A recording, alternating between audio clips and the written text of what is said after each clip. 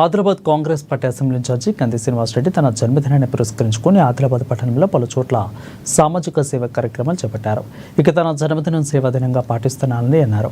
మంగళవారం సాయంత్రం పట్టణంలోని కేఆర్కే కాలనీలో గల వృద్ధాశ్రమాన్ని కంది శ్రీనివాసరెడ్డి దంపతులు సందర్శించారు.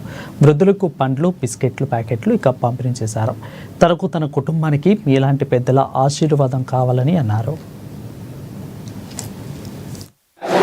శుభ సందర్భంగా అమ్మ అందరికీ నమస్కారం.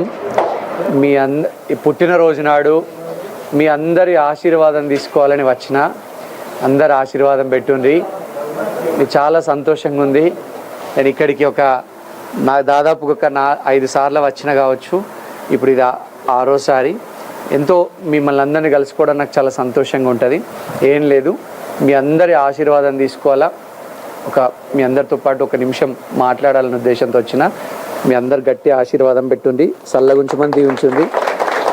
నాకు నా బిడ్డ కూడా వచ్చింది, నా భార్య, ఈమె. మీ అందరినీ మంచిగా ఆశీర్వాదం పెట్టండి చాలు. మీ ఆశీర్వాదం ఉంటే మాకు చాలా చాలా సంతోషం.